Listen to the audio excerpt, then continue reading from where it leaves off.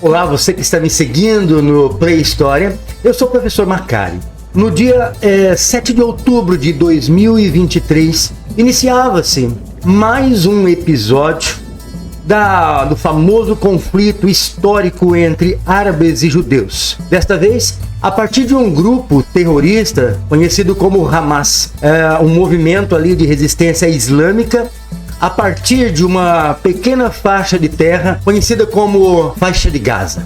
Neste vídeo nós vamos trazer algumas informações de forma simplificada nesta tentativa de fazer você entender e ter o mínimo possível de conhecimento este conflito de tantos anos que tem ocorrido entre árabes e judeus, e aqui em especial não é entre palestinos, isso é bom que fique muito claro, mas entre extremistas do Oriente Médio, o Hamas aqui no caso, contra Israel. Fique conosco, continue nos seguindo, e para você que ainda não se inscreveu em nosso canal, inscreva-se, siga-nos em nossas redes sociais e fique ligadinho para você ficar por dentro de tudo que permeia aí as questões de atualidades e história.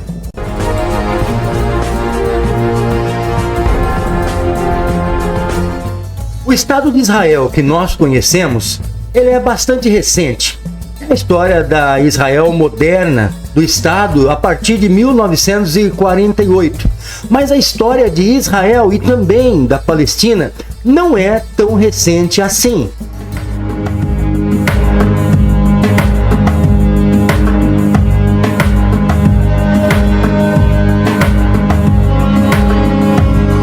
Três grandes religiões monoteístas consideram aquele local sagrado: os judeus, os cristãos e os islâmicos. E por conta disso, grande parte das motivações do conflito parte por questões religiosas. A origem do povo de Israel está registrado na Bíblia. E neste caso, os palestinos têm o seu registro no livro conhecido como Alcorão, também sagrado para eles. E obviamente, existe uma outra vertente que parte dos princípios científicos, que são arqueólogos, historiadores, que vão, por meio de artefatos, tentar legitimar, tentar trazer elementos que possam ali trazer uma ideia um pouco mais palpável, um pouco mais considerável, digamos assim, em termos científicos.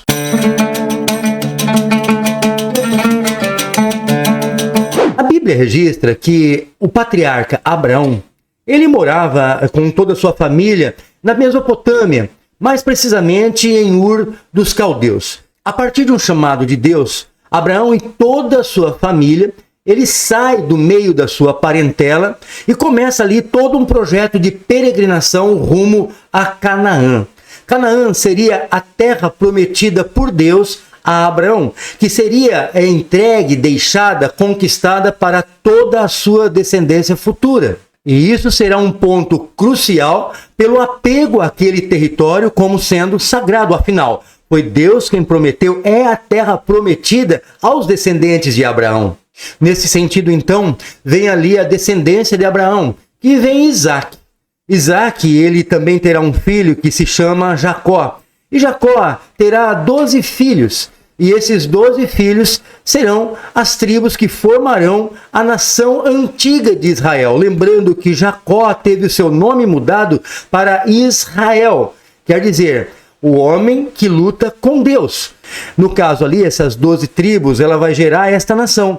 Essas tribos, esses clãs formados, por motivos diversos, acabaram sendo escravizados no Egito. No Egito, eles terão a oportunidade de sair de lá por meio de um libertador chamado Moisés. Moisés vai guiar todo este povo ao longo de 40 anos pelo deserto, até chegar novamente à terra prometida, e eles vão ter que reconquistar essas terras nas mãos daqueles que, enquanto eles estavam, na sua maioria, escravizados, eles também estavam dispersos pela terra, e essas terras acabaram sendo invadidas. Depois de todo esse processo de peregrinação, eles conseguem vencer grandes povos.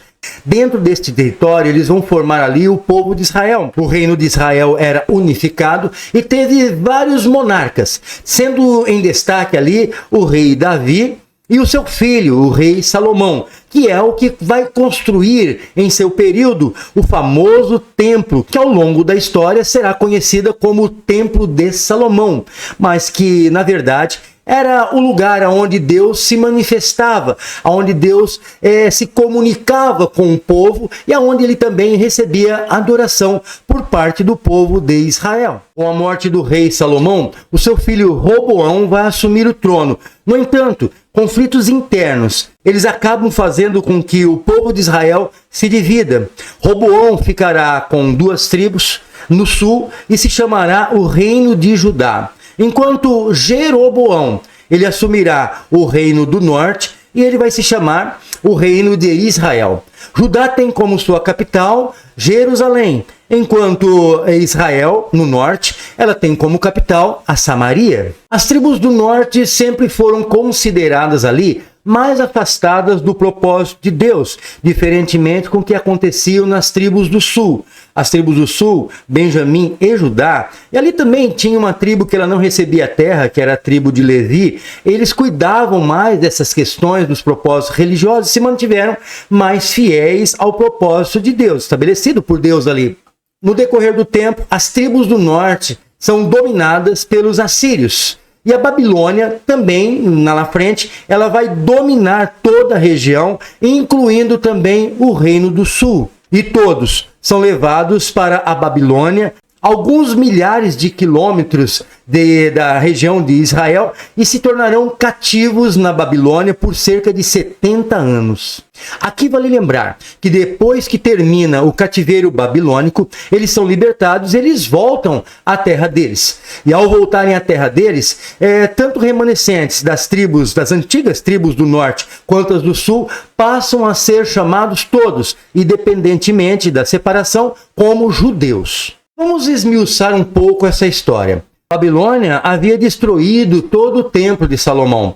Mas no ano 539, o rei Ciro II, o persa, ele vai libertar, literalmente, dar ali a oportunidade do povo de Israel voltar para suas terras e o templo de Salomão será reconstruído.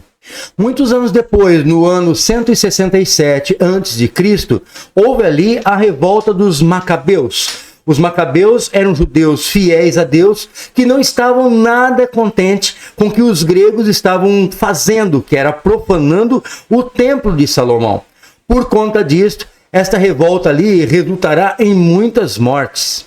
No entanto, já era uma manifestação de que os judeus não aceitariam a imposição de outros povos sobre a sua cultura. Alexandre o Grande havia conquistado os reinos medos e persas lá no ano 346 a.C. e no decorrer de todo este tempo, toda a cultura helenística acabou influenciando também dentro dos costumes do povo de Israel. Porém, em 146 a.C., o Império Romano conquistou todos os povos que faziam parte do Império Grego e tomou conta de toda a região, fazendo com que todos, independente dos povos que ali existissem, ficassem submissos e subalternos aos desejos de Roma.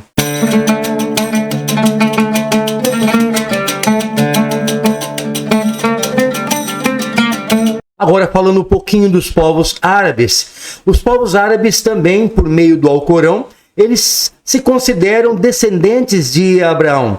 Por conta disso, Ismael, que é o filho de Abraão, com a sua serva Agar, a egípcia, eles acabam sendo separados do povo judeu da época e eles acabam descendo para o Egito, descendo mais na península que nós conhecemos hoje como a Arábica, formando ali as 12 tribos que estabeleceram ali os povos árabes. Quando olhamos para as perspectivas dos arqueólogos, muita coisa é bastante distinta do que diz a Bíblia e do que diz o Alcorão.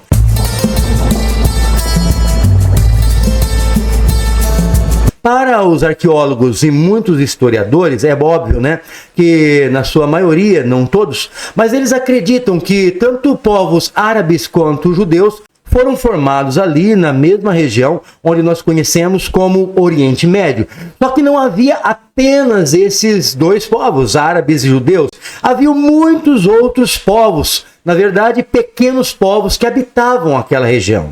Os hebreus seriam apenas mais um desses povos na terra de Canaã, dentre vários. A arqueologia também afirma que o povo hebreu já fez parte do antigo Império Egito, que no passado o Império Egito, o Império Hitita e o Império Grego seriam as maiores potências, os grandes impérios entre os períodos de 1200 a 1500 a.C. Isso daria respostas à questão do Êxodo, à questão de Moisés, por estarem no Egito naquela época e eles terem saído de lá. Quanto aos grandes milagres, aí já é uma outra história. Esses grandes impérios teriam colapsado por tantas disputas internas e disputas entre territórios. A questão é que isso deu uma abertura para a invasão dos povos assírios, que por conta disso fez com que aqueles hebreus que estavam lá no norte fugissem para o sul.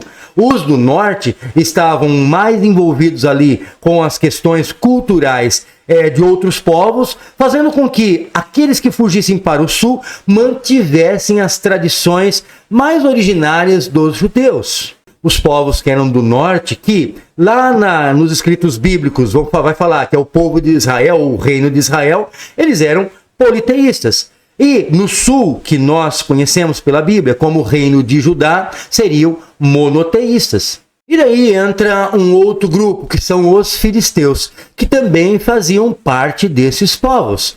Daí vem a palavra Filistia, que vai dar do grego a origem da palavra Palestina.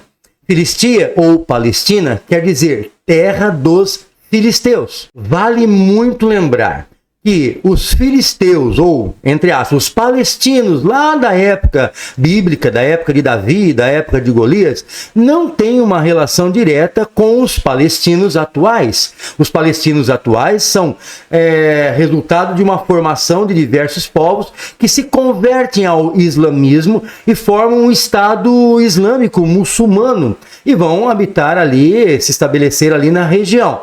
Mas então por que chamá-los de palestino?